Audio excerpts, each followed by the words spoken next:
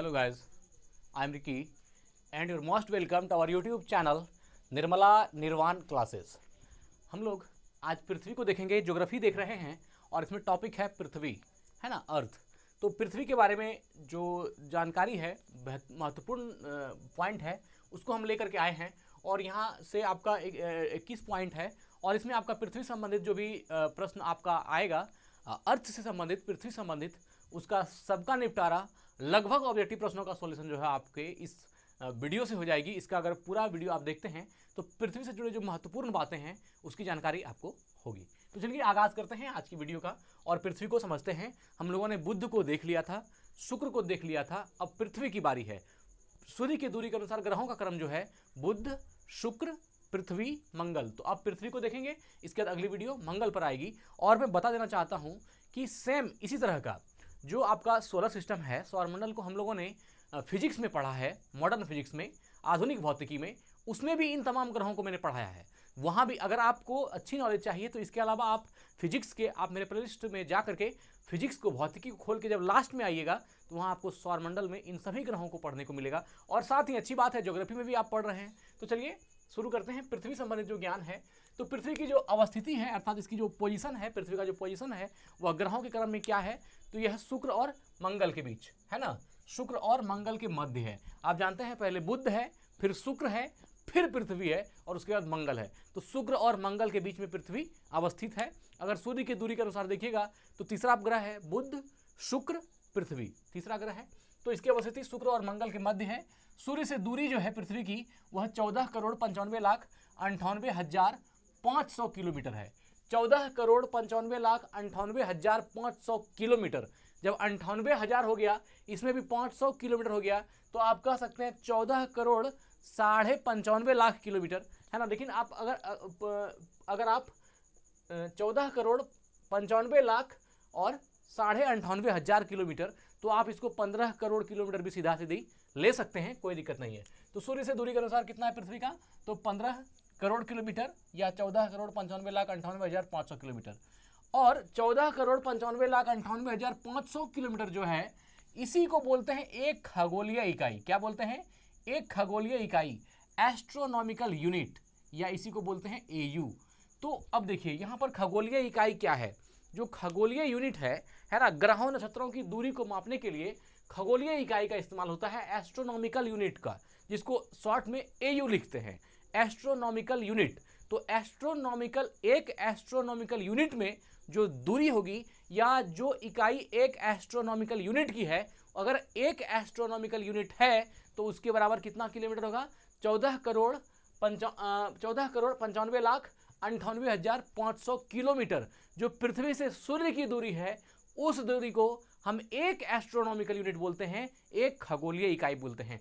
तो यहां से जो पृथ्वी से सूर्य की दूरी है उसको क्या बोलेंगे, एक खगोलीय इकाई या एक एस्ट्रोनॉमिकल यूनिट या 1 AU। अगर यदि कहीं पर 1 AU लिखा हुआ है तो इसका मतलब क्या हुआ, वह एक एस्ट्रोनॉमिकल यूनिट है, अर्थात सूर्य से पृथ्वी के बीच की जो दूरी है उसको एक खगोलीय इकाई मानी गई है, अर्थात वह दूरी कितनी है, 14,95,98,500 किलोमीटर। तो ये आपका 1 AMU हो गया। सूर्य से निकटतम दूरी है ना, ये है पेरिहेलियन। पृथ्वी से सूर्य की निकटतम दूरी, इसको पेरिहेलियन बोलते हैं, और अधिकतम दूरी जो है इसको एफेलियन बोलते हैं। तो सूर्य से पृथ्वी की निकटतम दूरी 14.73 करोड़ किलोमीटर है और पृथ्वी से सूर्य की जो अधिकतम दूरी है वह 15.2 करोड़ किलोमीटर है ना, 15.2 करोड़ किलोमीटर। और जो न्यूनतम दूरी है वह 14.73 करोड़ किलोमीटर। अब यहाँ से एक बात जो है ये उठती है कि पृथ्वी से सूर्य की दूरी तो दूरी है, फिर निकटतम दूरी क्या है और अधिकतम दूरी क्या है। तो देखिए, अगर न्यूनतम दूरी और अधिकतम दूरी देखिएगा तो पृथ्वी का कोई ऐसा भाग जो ज़्यादा हाई टेबल हो, कोई भाग ऐसा जो पूरा सतह से हो, तो हमारे ख्याल से हमको लगता है कि जो जिस पृथ्वी का जो भाग बहुत ज़्यादा ऊंचाई नुमा है, वहाँ से सूर्य की दूरी और जो पृथ्वी का स्थल से दूरी, तो जो ऊंचाई से देखिएगा तो वहां से क्या होगी, दूरी कुछ कम होगी, और अगर सतह से देखिएगा दूरी कुछ ज्यादा होगी। तो हमको लग रहा है कि ये जो सूर्य की निकटतम दूरी है जिसको पेरिहेलियन बोलते हैं, है ना, पेरिहेलियन, ये 14.73 करोड़ किलोमीटर है, और जो पृथ्वी से सूर्य की अधिकतम दूरी है एफेलियन, यह 15.2 किलोमीटर। तो पेरिहेलियन और एफेलियन याद रखिएगा, ये बहुत ज्यादा का अंतर नहीं है, कुछ करोड़ किलोमीटर, कुछ करोड़ किलोमीटर का अंतर है। आप देखिए 14.73 हो गया और यहाँ 15.2 करोड़ किलोमीटर हो गया, तो दोनों आसपास ही है, कोई बहुत ज्यादा का अंतर नहीं है। तो इसको याद रखिएगा, सूर्य से पृथ्वी से सूर्य की निकटतम दूरी 14.73 करोड़ किलोमीटर और पृथ्वी से सूर्य की अधिकतम दूरी 15.2 करोड़ किलोमीटर। सूर्य के प्रकाश को पृथ्वी तक पहुंचने में कितना समय लगता है? तो प्रकाश पहुंचने का समय, जब सूर्य की किरणों को पृथ्वी तक पहुंचने में 8 मिनट 19 सेकंड का समय लगता है, जिसको 499 सेकंड भी लिख सकते हैं। इसको आप चेंज कीजिएगा 8 मिनट 19 सेकंड को, तो वह 499 सेकंड है। तो प्रकाश सूर्य के प्रकाश को पृथ्वी तक पहुंचने में कितना समय लगता है? 8 मिनट 19 सेकंड, कहीं कहीं पर 8 मिनट 20 सेकंड भी लेता है, और 499 सेकंड या 500 सेकंड भी लेता है। तो है ना, ये हो गया प्रकाश पहुंचने में, सूर्य के प्रकाश को पृथ्वी तक पहुंचने में लगा हुआ समय। आकार के अनुसार यह पांचवां सबसे बड़ा ग्रह तथा चौथा सबसे छोटा ग्रह है। आप जानते हैं पृथ्वी का जो आकार के अनुसार अगर देखा जाए तो यह 5वें स्थान पर आता है।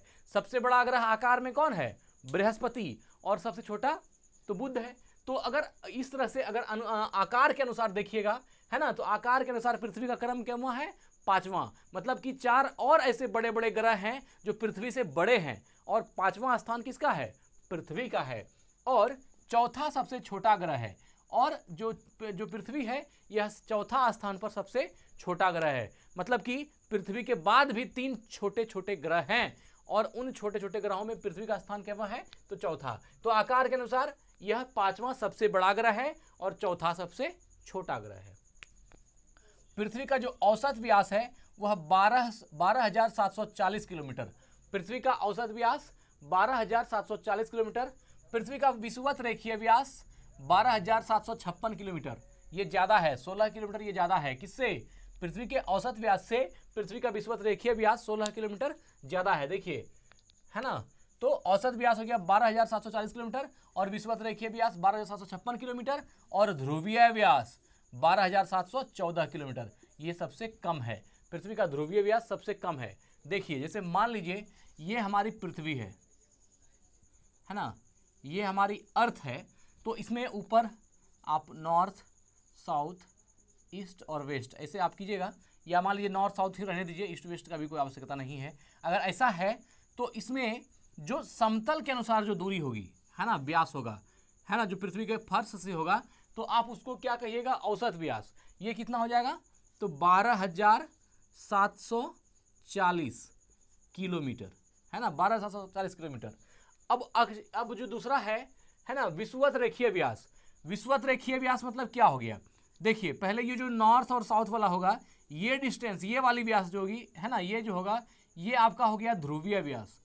ये जो नॉर्थ पोल और साउथ पोल वाला आप देख रहे हैं, तो ये हो गया ध्रुवीय व्यास 12,714 किलोमीटर, 12,714 किलोमीटर। और जो आपका सबसे ज्यादा है विषुवत रेखीय व्यास 12,756। तो विषुवत रेखीय, आप देखिए, पोल और विषुवत रेखा में अंतर आपको समझ में आनी चाहिए। पृथ्वी का पोल क्या हो गया? पोल हो गया कि जो आप पृथ्वी एक गोल है लेकिन ऊपर पर चपटी है, तो उसके अनुसार से जो बीच वाला, ये आप जो उसका ध्रुव देख रहे हैं, ध्रुव वाली जो दूरी है, इससे कितना हो गया? ध्रुवीय व्यास कितना हो गया? 12,714, जो सबसे कम है। और विषुवत रेखीय व्यास जो आपका सबसे ज्यादा है वह कितना है? 12,756। विषुवत रेखीय व्यास 12,000। देखिए, अब यहां पर विषुवत रेखीय व्यास को और औसत व्यास को दोनों को दिखाने में प्रॉब्लम हो रहा है। विषुवत रेखीय व्यास क्या हो गया? यह जो पोल को छोड़ करके जो दूसरा व्यास आप इस तरफ से लेते हैं, वह आपका क्या हो जाएगा? विषुवत रेखीय व्यास, अर्थात मिडिल वाला जो बीच वाला व्यास हो गया वह 12,756। लेकिन आपको यह बात याद रखनी है कि ध्रुवीय व्यास और औसत व्यास दोनों से ज्यादा क्या है? पृथ्वी का विषुवत रेखीय व्यास। तो पृथ्वी का विषुवत रेखीय व्यास ज्यादा है और पृथ्वी के ध्रुवीय व्यास और औसत व्यास से। ठीक है, तो औसत व्यास 12,740, विषुवत रेखीय व्यास 12,756 और ध्रुवीय व्यास 12,714। परिक्रमण या वार्षिक गति, रिवॉल्यूशन, है ना 1,07,160 किलोमीटर प्रति घंटा की गति। पृथ्वी का जो परिक्रमण गति है वो कितना है 1,07,160, इकाई दहाई सैकड़ा हजार दस हजार लाख, 1,07,160 किलोमीटर प्रति घंटा। ये रफ्तार आप सोचिए कितना है। पृथ्वी 1 घंटे में अपनी धुरी पर 1,07,160 किलोमीटर प्रति घंटे की गति से घूमती है और 365 दिन 5 घंटे 48 मिनट 45.51 सेकेंड, या इसी को बोल सकते हैं 365 दिन या 365.1/4 दिन में पूरा करती है। तो पृथ्वी का परिक्रमण काल या वार्षिक गति है ना, या ऋतु परिवर्तन की गति जो भी कहिए, ये तीनों चीज जो है कितना समय में पूरा होता है 365 दिन 5 घंटे 48 मिनट 45.51 सेकेंड, या इसी को शॉर्ट में कहिएगा तो 365.1/4 दिन, या है ना आप कह सकते हैं 365 दिन।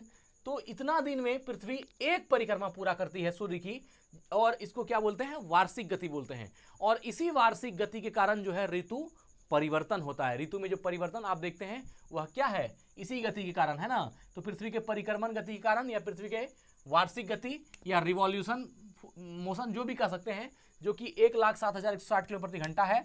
और इसमें अगर कहा जाता है कि वार्षिक गति अगर पृथ्वी की नहीं होती तो वह जिस जगह स्थिर है उसी जगह स्थिर होता, और स्थिर होने से क्या होता, पृथ्वी पर जो मौसम बना हुआ है वही मौसम बना हुआ रह जाता। अगर मान लीजिए ये राउंड कर रहा है, पृथ्वी अपने अक्ष पर घूम रही है, तो ऋतु परिवर्तन हो रहा है, समय सब चीज़ हो रहा है। लेकिन अगर वह घूमना बंद कर दे, वह एक जगह स्थिर हो जाए, तो फिर वो ऋतु परिवर्तन क्या होगा, बंद हो जाएगा उसका। ये जो परिक्रमण काल है अगर यह रुक गया तो ये जिस जगह पर है अगर वहीं पर रुक गई तो पृथ्वी का आधा भाग पे एक मौसम और पृथ्वी के आधे भाग पर एक मौसम, वही मौसम जीवन भर पृथ्वी पर रह जाएगा, पृथ्वी पर मौसम परिवर्तन नहीं होगा। तो पृथ्वी के परिक्रमण काल के कारण और पृथ्वी को अपनी धुरी पर झुकी होने के कारण क्या होता है, ऋतु परिवर्तन होता है। चलिए आगे बढ़ते हैं। ये अपने अक्ष पर 66.5 डिग्री है ना, 66.1/2 डिग्री झुकी हुई है। एक बात याद रखिएगा, ये कक्ष पर है, ये अपने कक्ष पर मतलब कक्षा में, अपने जो ऑर्बिट जो उसका कक्षा है उस कक्षा में 66.5 डिग्री झुकी हुई है, जबकि अपने अक्ष पर अपनी एक्सिस पर 23.5 डिग्री झुकी हुई है ना। ये बात भी आप जानते ही हैं। तो यहाँ कक्ष है, इसको अक्ष नहीं समझिएगा। पृथ्वी अपने कक्ष पर 66.5 डिग्री झुकी हुई है, मतलब जो उसका जो उसका चक्र है, जिस पर वो चक्कर लगा रही है, जो उसका पथ है, उस पथ पर 66.5 डिग्री झुकी हुई है, जबकि 23.5 डिग्री वह अपने एक्सिस पर झुकी हुई है, अपने अक्ष पर झुकी हुई है। और आश्चर्य की बात क्या है कि वो अपने कक्ष में भी घूमती है और वो अपने अक्ष पर भी घूमती है।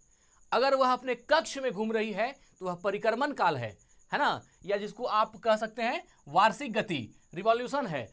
और अगर वह अपने अक्ष पर घूम रही है, अपनी धुरी पर घूम रही है, तो वह घूर्णन है या परिभ्रमण है ना। घूर्णन गति या परिभ्रमण काल कहते हैं। उसके अनुसार क्या होता है, उसके घूमने से क्या होती है, तो दिन और रात होता है। तो दिन और रात का कारण क्या है, पृथ्वी का घूर्णन काल या पृथ्वी का परिभ्रमण काल, परिभ्रमण गति या घूर्णन गति के कारण पृथ्वी में दिन और रात होता है। लेकिन परिक्रमण गति या वार्षिक गति के कारण क्या होता है, ऋतु परिवर्तन होता है।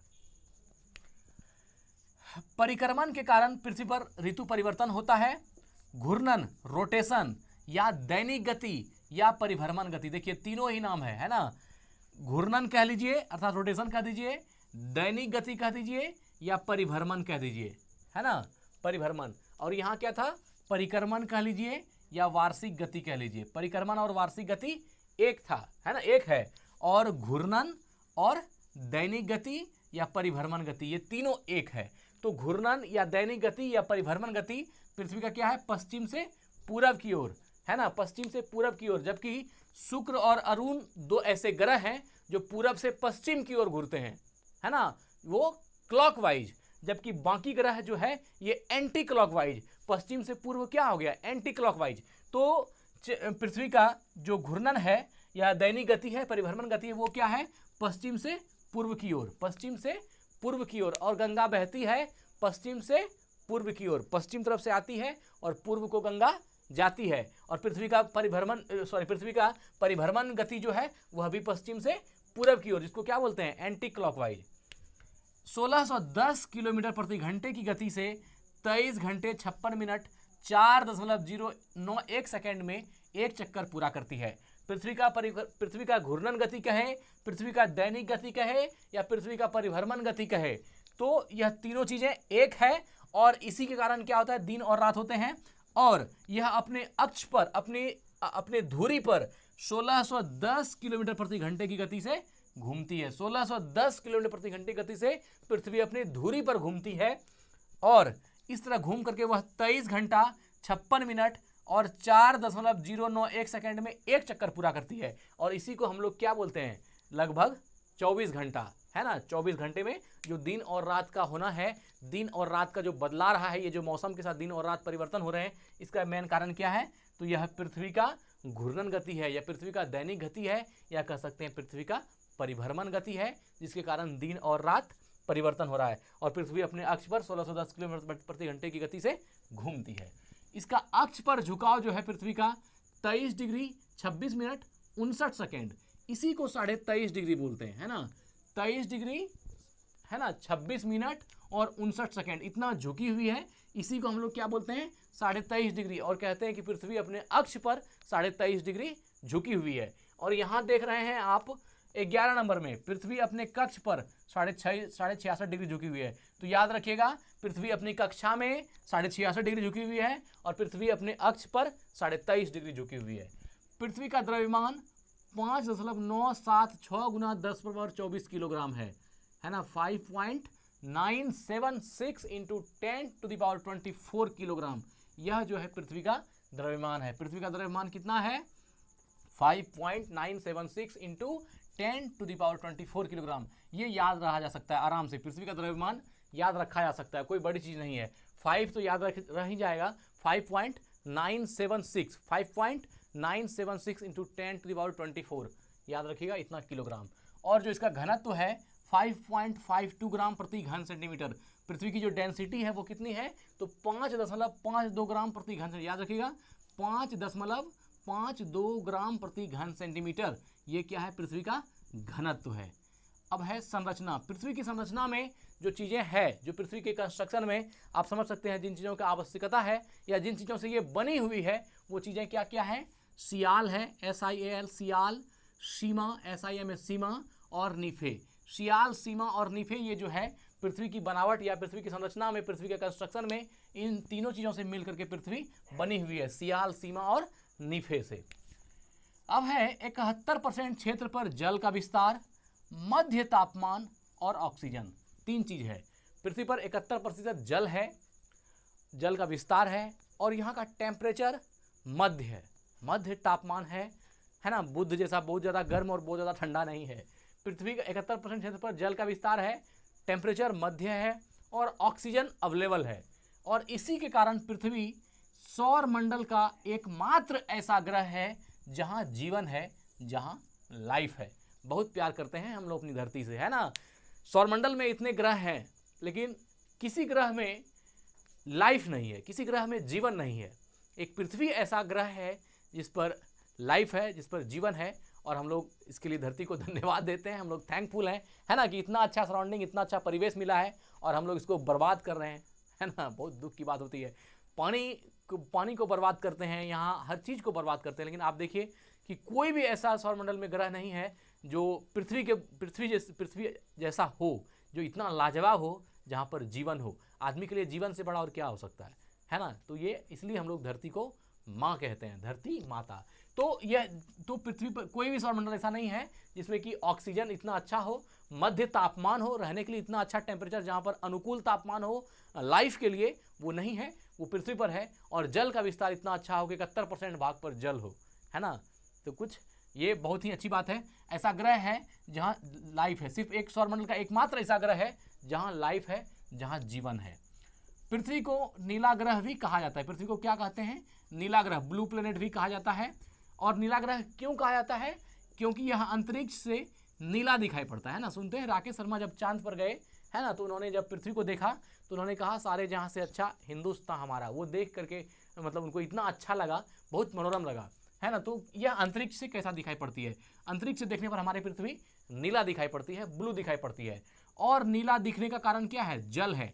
क्योंकि आप जानते हैं 71% भाग पर जल ही है, और 71% अगर किसी चीज़ के कंस्ट्रक्शन को हम ऊपर से देखें हैं उसमें 71% कोई एक चीज़ रहे तो वो ज़्यादा दिखेगा। यही चीज़ है कि पृथ्वी पर जब 71% जल है तो अंतरिक्ष से देखने के बाद जो है पृथ्वी का बड़ा जो भाग है वह जल का दिखता है, और जल ब्लू दिखता है ना। तो इसलिए बोला, और नीला दिखने का कारण क्या है, जल है, इसलिए अंतरिक्ष से देखने पर हमारी पृथ्वी नीला दिखती है। इसलिए पृथ्वी को क्या कहा गया है, ब्लू प्लेनेट या नीला ग्रह, नीला ग्रह पृथ्वी। तो आज यहीं एंड करते हैं। अगली वीडियो में बुध शुक्र पृथ्वी के बाद मंगल को देखेंगे हम लोग। धन्यवाद, स्वस्थ रहें, अपना ख्याल रखें। जय हिंद, जय भारत। और लाइक वाइक भी कीजिए मित्र, बहुत एड़ी चोटी का मेहनत हो रहा है लेकिन कुछ उस तरह से रंग नहीं ला रही है। थोड़ा इंतजार तो किए जा रहे हैं लेकिन अब इंतजार का बांध भी बहुत बहुत टूटने के कगार पर है ना। बहुत ज़्यादा क्या कहें, आप समझ ही रहे हैं। ठीक है, ये वीडियो करने का, स्वस्थ रहें, अपना ख्याल रखें। जय हिंद, जय भारत।